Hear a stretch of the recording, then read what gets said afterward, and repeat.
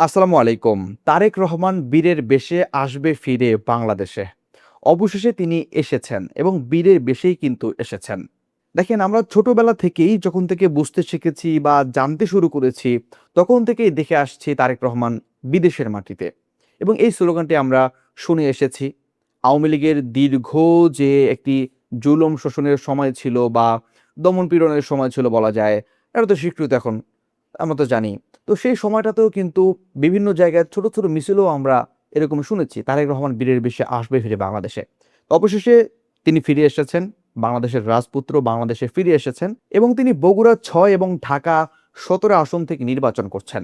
আমার মনে হয় যে আসলে তার যে ত্যাগ বা তার পরিবারের যে ত্যাগ, বেগম খালেদা জিয়া সহ আ শহীদ প্রেসিডেন্ট জিয়াউর রহমান সহ তাদের যে ত্যাগ, এই স্থান থেকে দেশের মানুষ বা সেই আসনের মানুষ তাদেরকে গ্রহণ করবে এবং তারেক রহমানের এটি প্রাপ্যও বলা যায়।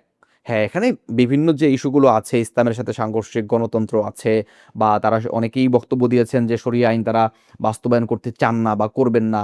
নানা ধরনের বক্তব্য আছে। কিন্তু আমরা যেটা দেখেছি যে বড়, বড় নেতৃবৃন্দ বা তারেক রহমান বা যারা আছেন তারা কিন্তু এ ধরনের কথাও বলেছেন যে ক্ষমতায় গেলে তারা ইসলাম বিরোধী কিছু করবেন না। এবং আগেও তারা এরকম প্রতিশ্রুতি দিয়েছিলেন এবং অনেক কিছু বলেছেন।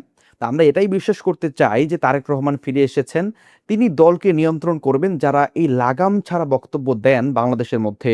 যারা এই যে একটি মুসলিম দেশের মধ্যে 92% বা 92% মুসলমানের দেশে যারা এই ইসলাম বিরোধী কথা বলে বা ইসলামকে তারা ওন করতে চায় না, এই ধরনের কথাবার্তা যারা বলে তাদেরকে তিনি কন্ট্রোল করবেন এটা আমরা বিশ্বাস করি এবং তারা ক্ষমতায় এলে আশা করি যে তারা ইসলাম বিরোধী কিছু করবেন না এবং ইসলাম বিরোধী যে কর্মকাণ্ডগুলো শেখ হাসিনা সরকার করেছে, আওয়ামী লীগ সরকার করেছে, সেগুলো তারা সংশোধন করে একটি ভালো দেশ তারা উপহার দিবে।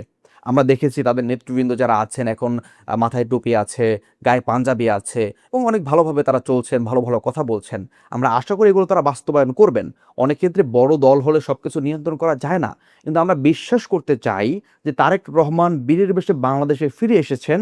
লাখো, লাখো কোটি, কোটি মানুষের প্রত্যাশা পূরণ করে তিনি যেহেতু বাংলাদেশে এসেছেন, তিনি আশা করি কারিশমাটিক ভাবেই ম্যাজিক হলেও তিনি এটি সামলাবেন, তার নেতাকর্মীদেরকে সামলাবেন এবং বিএনপি ক্ষমতায় এলে সরকার গঠন করলে দেশ, জাতি, মানবতার স্বার্থে কাজ করবেন।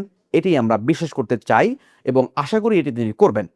যদি এর বিপরীতে কিছু হয়, তাহলে তো পূর্বে যেভাবে বাংলাদেশের মানুষ, জনগণ ইসলামের বিপক্ষে যারাই ছিল, তাদেরকেই উঠিয়েছে, নামিয়েছে, উঠিয়েছে, নামিয়েছে। এর তিক্ত এবং মিষ্টি অভিজ্ঞতা অনেকেরই আছে।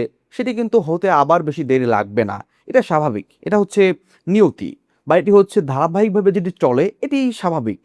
কিন্তু আমরা বিশ্বাস করতে চাই এই যে ৫ আগস্টের পরে এই যে পট পরিবর্তন হলো, আল্লাহ তাআলা একজন স্বৈরাচারকে বা একটি স্বৈরাচার গোষ্ঠীকে সরিয়ে আমাদেরকে যারা মাজলুম ছিলাম তাদেরকে ক্ষমতায় আসার মতো জায়গা তৈরি করে দিয়েছেন এবং বাংলাদেশে বীরের বেশে ফিরিয়ে এনেছেন। অনেককে অনেক সুযোগ সুবিধা দিয়েছেন। শুধু তারেক রহমানের কথা বলছি না। সারা সামগ্রিকভাবে যারাই আওয়ামী লীগ দ্বারা নির্যাতিত হয়েছে, মাজলুম ছিলাম আমরা, তারাই এখন কিন্তু ক্ষমতায় যাওয়ার জায়গায় আছে। অতএব আমরা ক্ষমতায় গেলে যেন আমরা কারো উপরে জুলুম না করি, এই প্রত্যাশাটাই তারেক রহমান থেকে থাকবে এবং বিএনপির নেতাকর্মীদের থেকে থাকবে। সবার জন্য শুভকামনা রইলো এবং আশা করি তারা গণতন্ত্রের যে শরিয়া বিরোধী দিকগুলো আছে, এগুলো তারা পরিহার করবে এই প্রত্যাশাই রাখি। সবার জন্য শুভকামনা রইলো। আসসালামু আলাইকুম রহমতুল্লাহ।